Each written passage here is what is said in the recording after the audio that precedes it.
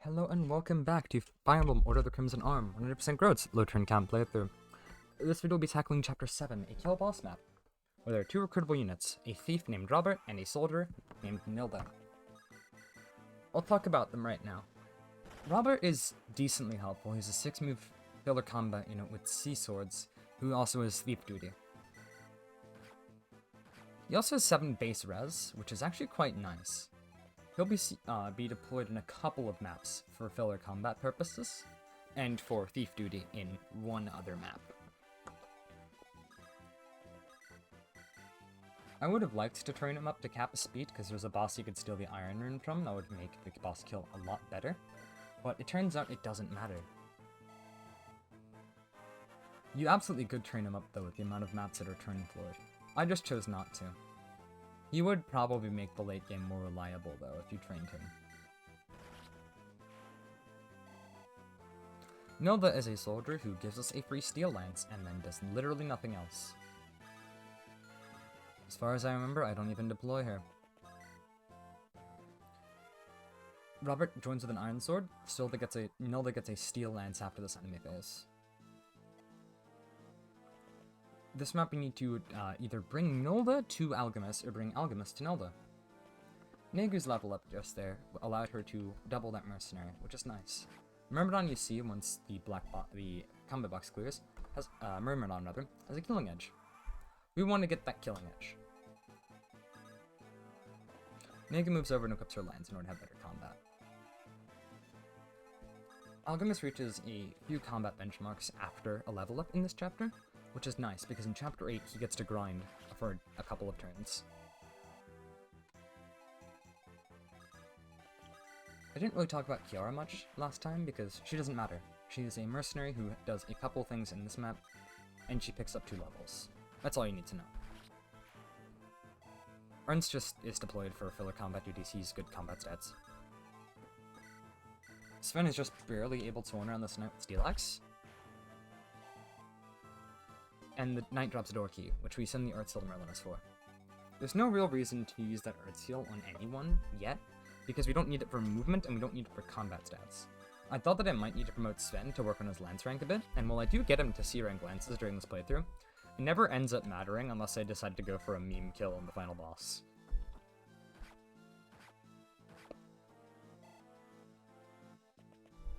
However, it does let him use killer lances a couple of times, which don't weigh him down as much as a sword reaver does. So, I guess that technically counts for something? It gives him the option.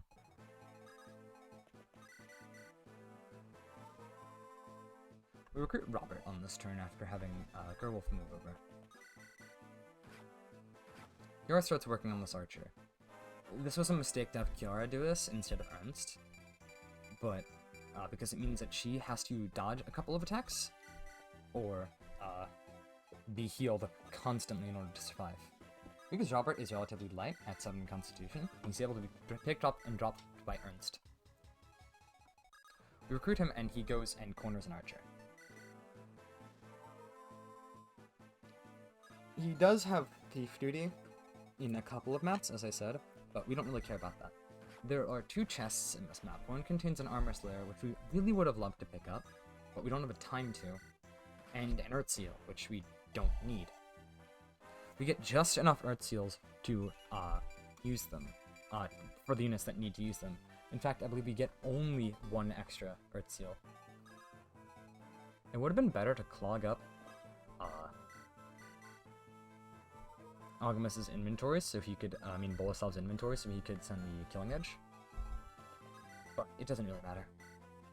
We kill this soldier with Camille using Seer. I think it's time now to talk about the Anima Triangle, what it actually does. Fire Tomes are effective against mounted units. We're going to be using Elfire a lot in the late game, so that actually does matter. Thunder Tomes are effective against armor units, and Great Knights. Those are less useful. I do not believe I use a single armor tome. Air Caliber and Fimbulvether are both effective against flyers. However, for the purposes of this playthrough, we use them as a tome that does 15 crit for Air Caliber. And with Fimbulvether, we never use it.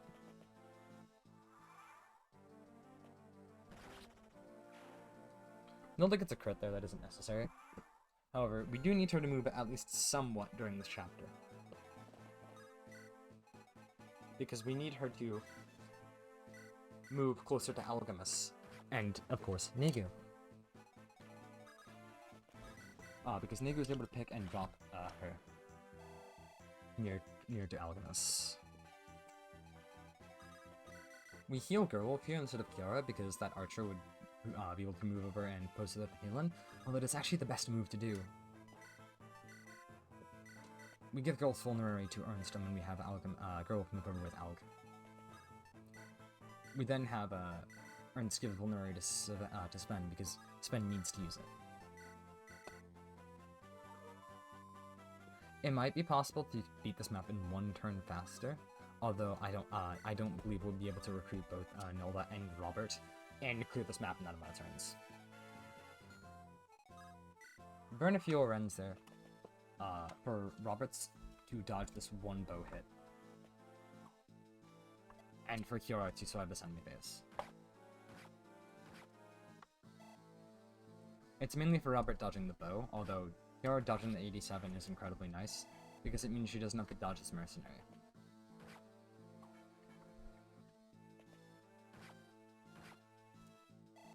She would need to dodge one of the two attacks, regardless, though. Robert's 7 base race is coming in clutch there. If you do decide to train him up, he is a pretty fun unit to use. He would have made the late game slightly more reliable, but there is no reason to train him up.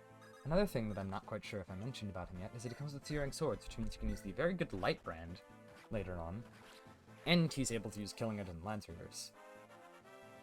If you were to try to train him up in an LTC context, you'd be able to do it pretty easily, because he also has high skill. You'd be able to rig crits with him, especially with the sword like the Lance Reaver with Killing Edge. Because we need that knight to be dead, we can't, and Sven is only who could realistically do it, we can't really beat this map any faster. However, we are able to get Alchemist some experience by doing this. While Alchemist doesn't technically need the experience, it is nice. It allows us to grind him up a lot more efficiently next turn. We could have Kiara chip at this mercenary, but there's no reason to. She uses vulnerary instead. Does she end up needing to use it? I don't believe she does, but it does help. We have Ernst to go up and poke an archer, and we burn some RNs for Ernst. He needs to dodge one of the knight, or one of the two mages that can attack him. He ends up dodging one of the mages that can attack him, the one that has a lower than 50% hit chance. Ernst's combat is starting to fall off. He's still using an iron sword though. If he's using a steel sword, his combat parameters would be okay. We also needed to rig for Negu. This was the map where I decided full on to just train Negu instead of Gerwolf. Gerwolf has slightly better stats at base with the higher strength, but it's harder for him to start doubling things. So it ends up not mattering at all. Alchemist's combat is probably the best in the armor right now. With the Elfis, he's able to rig criticals on practically anything. And it's armor and cavalry effective, just like the Regenleaf. I already mentioned that last chapter, but it's worth repeating. Boleslav's combat is also quite good, though. He doesn't double things reliably yet, but he does hit really hard, because Bowser's just strong in this hack.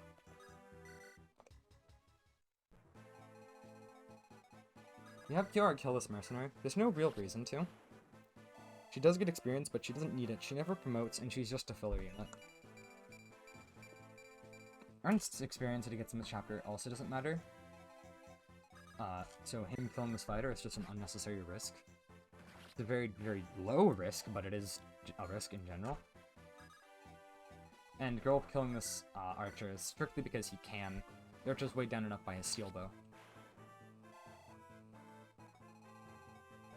Albert opens the door. Sorry, I accidentally paused the emulator here. And Halen heals Kiara, which is not necessary.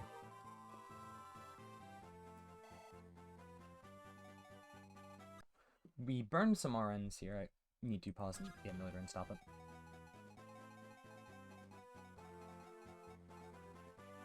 And with that, with those RNs burned on turn 6, Sven is able to come over and get a 3% Iron Axe crit on the boss.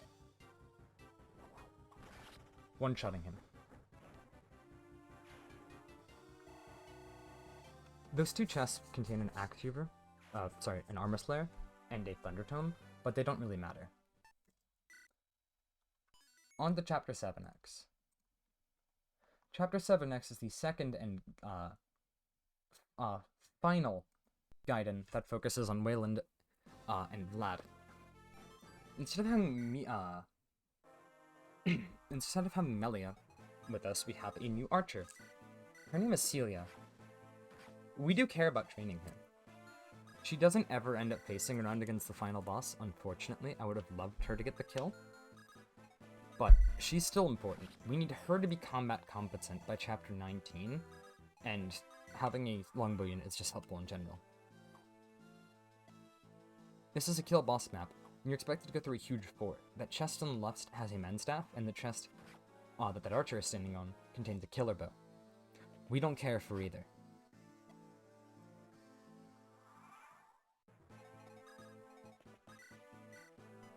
Elaine already has a men's staff. Wayland gets in a little bit more Iron Blade combat. We still need him to get extra stats and a lot of sword experience, however he has plenty of time to get it in. Elaine needs to dodge one of the attacks that comes away during this enemy phase, but it's absolutely fine. Vlad's crit here is not necessary, but it is funny.